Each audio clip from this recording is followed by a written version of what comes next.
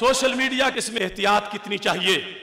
امام تقی الدین سبکی نے لکھا ہے فتاوی سبکی کے اندر جلد نمبر 2 میں 573 صفحے پر بہت اہم حکم ہے ہر کسی کے لیے۔ آج کہیں میسج آتا ہے، کوئی شیئر کر رہا ہے، کوئی لنک دے رہا ہے، سنو، جہاں معمولی سی بدبو بھی ہو توہین نبی علیہ السلام کی، اسے کسی مقصد کے لیے بھی مت آگے پھیلاؤ۔ یہ لکھا انہوں نے، کہتے ہیں قد ذکر بعض من الف فی الاجماع، کہ جن ائمہ نے اجماعی باتیں لکھی ہیں ان میں سے ایک وہ کیا ہے؟ اجماع المسلمین علی تحریم ما حجر بہ النبی صلی اللہ علیہ وسلم و کتاباتہ و قراءتہ و ترکہ متی وجد دون محوہ۔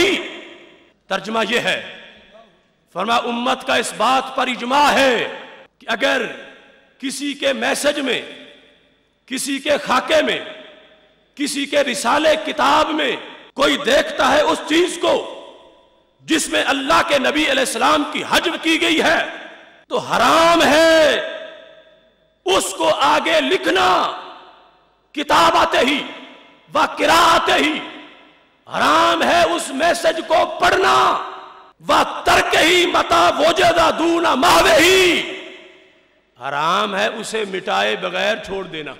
اس کی گہرائی میں غور کر لینا۔ وہ بات کہ توہین ثابت کرنے کے لیے جو کچھ ہے وہ علیحدہ ایک امر ہے، لیکن آج تو ایک فیشن بن گیا کہ آگے سینے جلائے جا رہے ہیں، وہ لائک کر کے اس کو شیئر کر کے۔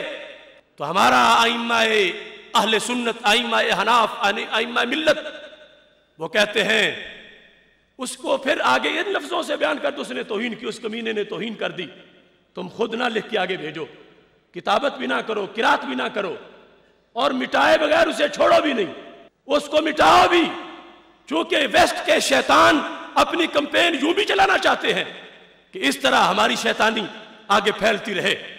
تو اس سلسلہ میں بھی مکمل احتیاط ہونی چاہیے۔